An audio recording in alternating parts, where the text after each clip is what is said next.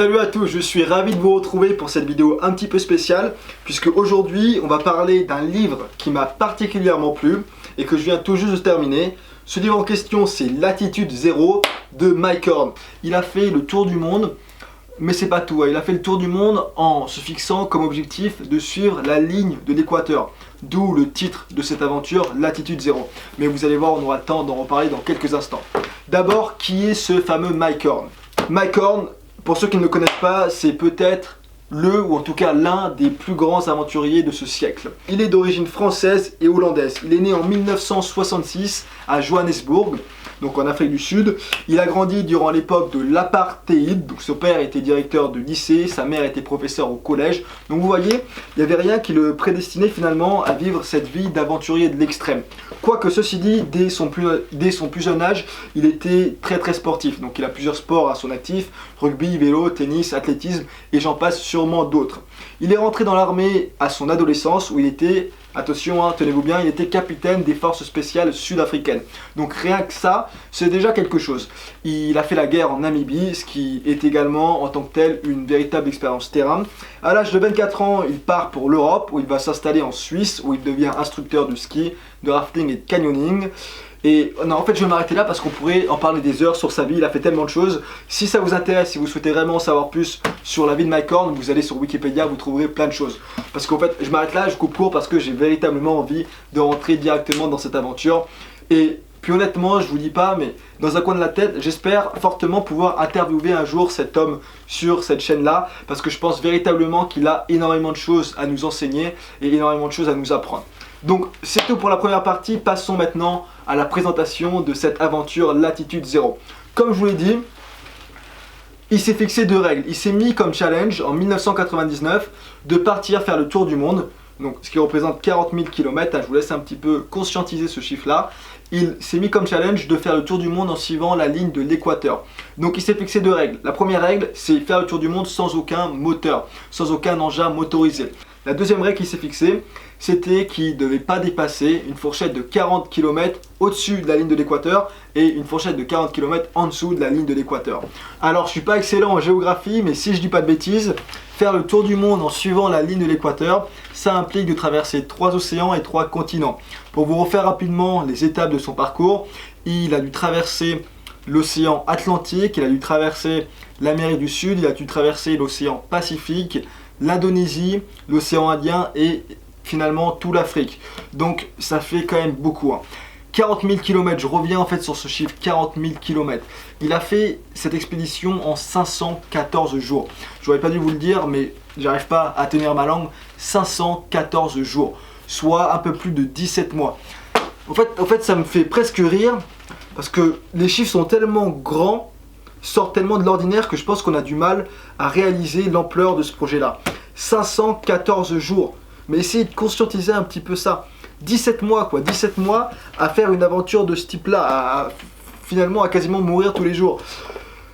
Pareil, je reviens sur le chiffre 40 000 km, je suis un petit peu dans mes émotions, je vais redescendre, ne vous inquiétez pas, mais 40 000 km. Essayez de conscientiser ce chiffre-là. Un marathon, c'est 42 km.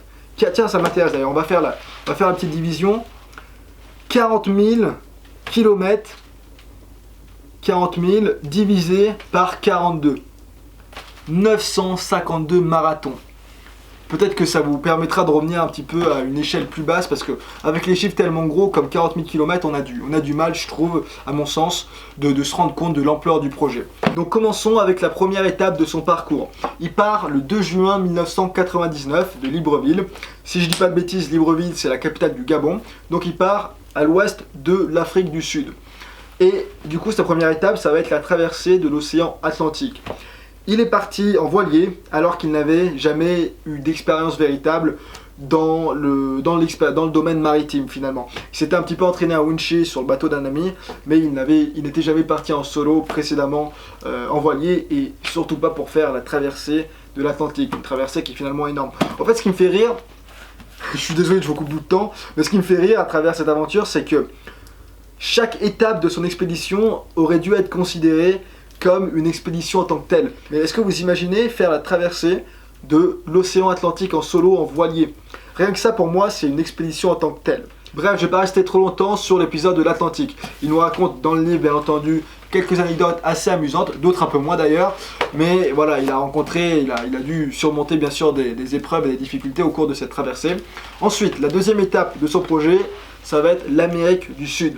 Donc en tout, hein, la jungle amazonienne, je sais pas si certains de vous ont une expérience dans la jungle amazonienne, mais voilà, c'est pas de tout repos. En tout, l'Amérique du Sud, ça a consisté à une traversée de 3600 km. Donc lorsque Mike Horn entame sa traversée dans la jungle, vous l'imaginez bien qu'il n'a pas de quoi stocker de la nourriture pour 6 mois dans son sac à dos. Et puis entre nous, il n'avait pas non plus un ravitaillement tous les 10 km. Donc bien entendu, il a dû chasser, il a dû pêcher en cours de route. D'ailleurs c'est intéressant, il nous raconte quelques-unes de ses techniques. J'avais noté une citation qui m'avait intéressé. Donc page 86. Pour chasser dans la jungle, il faut d'abord se mettre en situation d'être chassé. Il faut s'exposer, se mettre en évidence, attirer sur soi la curiosité et les appétits. Ce n'est pas en faisant fuir sa proie qu'on arrive à se nourrir. Donc ça c'est une ligne que j'ai retirée du livre et qui est intéressante puisque c'était pas vraiment la vision que j'avais de la chasse. Pour moi il fallait plutôt avoir des qualités de discrétion pour justement pas se faire repérer par ses cibles. Une autre petite ligne que j'ai tirée du livre, page 89, durant cet épisode de la jungle amazonienne. Page 89, il fait 40 degrés et 95% d'humidité. Est-ce que vous réalisez un petit peu les conditions? 95% d'humidité. D'ailleurs, il nous dit dans son livre, il buvait en moyenne 14 litres d'eau par jour. Et puis, même avec 14 litres d'eau par jour, il s'arrêtait pour uriner très rarement, puisque en fait, la sueur de sa transpiration, elle assurait à elle seule l'élimination des déchets dont son corps avait besoin. Pour les curieux, comment est-ce qu'il faisait pour boire autant d'eau? Et bien finalement, il se servait dans les lianes. Il coupait les lianes étaient remplies d'eau, et en plus, l'eau est filtrée de manière naturelle puisque les lianes contiennent énormément de fibres. Donc parmi quelques-unes des nombreuses anecdotes de cette traversée de la jungle amazonienne, il s'est fait piquer une fois par un serpent, et il était tellement mal en point qu'il a dû rester dans son hamac quasiment 5 jours sans bouger. Il a frôlé la mort finalement. Dans cette traversée de l'Amérique du Sud, il a également gravi le mont Cayambe. C'est une autre anecdote sur laquelle je voulais revenir parce que c'est ahurissant à mes yeux. Le mont Cayambe, c'est un sommet à plus de 5790 mètres d'altitude. Et ce qui est impressionnant et même fou pour moi, c'est que Mike Horn, il prend plus de 5000 mètres de dénivelé en l'espace de 48 heures. Je ne sais pas si vous connaissez le MAM, le mal aigu des montagnes. Ce serait intéressant que je vous fasse une vidéo à ce sujet-là. J'ai fait un feu parce que ma chaudière est cassée, donc je me réchauffe un petit peu. Bref, c'est pas le sujet. Le MAM, le mal aigu des montagnes, normalement, en fait, lorsqu'on fait une ascension, on est censé s'arrêter par palier pour laisser notre corps un petit peu faire la transition, puisqu'il faut qu'il s'adapte, bien entendu, au manque d'oxygène. Mais non, finalement, j'ai l'impression que Mike, visiblement, il n'est pas atteint par ce mal aigu des montagnes. Lui, il n'a pas besoin de faire des paliers. C'est ahurissant parce qu'il a une capacité d'adaptation qui sort du commun. On va passer à la troisième étape de cette expédition, la traversée de l'océan Pacifique. Après avoir fait l'océan Atlantique, après avoir fait toute la traversée de l'Amérique du Sud, il doit faire la traversée de l'océan Pacifique. Je vous laisserai regarder sur internet combien de kilomètres ça représente. Pour vous donner une idée, c'est environ 18 000 km. 18 000 km. Conscientisez également ce chiffre-là. Il a mis environ 5 mois à faire cette traversée de l'océan Pacifique. Donc 5 mois en solitaire sur son bateau. Je vous passe toutes les anecdotes. Il a traversé les tempêtes. Et il y avait des fois où son pilote automatique ne fonctionnait plus. Et donc du coup, il devait rester gouverner son bateau. Et il devait rester sans dormir parfois plus de 4 jours. Il nous donne des histoires, il nous raconte des histoires qui sont ahurissantes. On va passer très vite sur cette étape de l'océan Pacifique. J'aurais tellement de choses à vous dire, mais je vous spoil pas tout parce qu'il faut également vous laisser découvrir des choses par vous-même. Ensuite, après l'arrivée à la fin de la traversée de l'océan Pacifique, il doit traverser l'Indonésie. Il arrive en Indonésie alors que le pays est littéralement en guerre civile entre les chrétiens et les musulmans. Rien que ça, je pense que je peux vous laisser avec cette phrase, ça en dit beaucoup sur l'atmosphère lors de sa traversée de l'Indonésie. Il aurait dû crevé, je pense, plus d'une centaine de fois à travers cette expédition.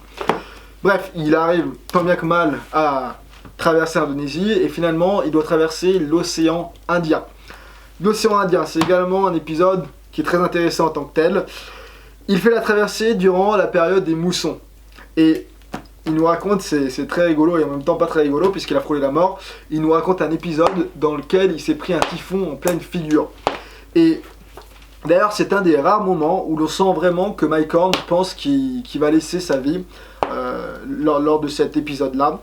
Puisqu'à un moment, son bateau coule, hein, il se remplit d'eau, et vous savez quand on est dans des... Enfin, vous savez pas, et moi non plus je sais pas parce que j'ai pas vécu ce genre de moment, mais parfois, lorsqu'on n'a pas dormi, lorsqu'on manque de nourriture, d'eau, on prend des décisions qui sont pas forcément les bonnes, et donc lorsque son bateau commence à couler, il prend la décision d'essayer de rejoindre à la nage la terre ferme.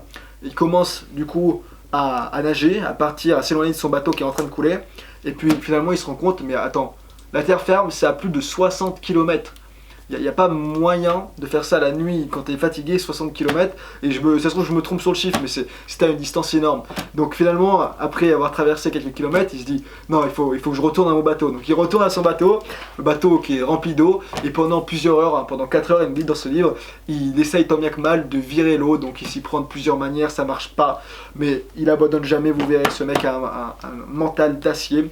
Il abandonne jamais. Et puis finalement, il arrive à trouver une manière avec son sac à dos de faire bouée pour un petit peu verser l'eau qu'il y a dans le bateau. Il profite à chaque fois des vagues pour aller dans le momentum de la vague. Bref, c'est impressionnant. Ensuite vient la dernière étape de cette expédition. Et oui, déjà, hein. Enfin, je vais vite, hein, parce que comme je vous l'ai dit, ça représente 514 jours. La dernière étape est peut-être l'étape qui m'a le plus plu finalement, parce qu'il traverse l'Afrique. Il traverse l'Afrique, et à travers son récit, on se rend compte véritablement que finalement ce sont les humains qui sont les animaux les plus dangereux. On se rend compte également de la corruption qu'il y a dans certaines parties du monde, en l'occurrence c'était l'Afrique.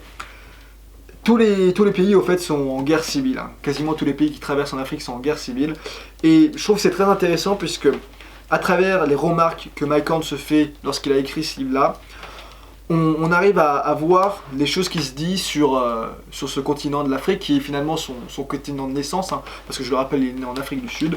Et donc c'est très intéressant de voir toute la corruption. Il s'est fait braquer, je sais même pas combien de fois, mais il s'est fait braquer des dizaines de fois au cours de sa traversée. Il a même été condamné à mort, mais comme par miracle, à chaque fois il s'en sort toujours de justesse.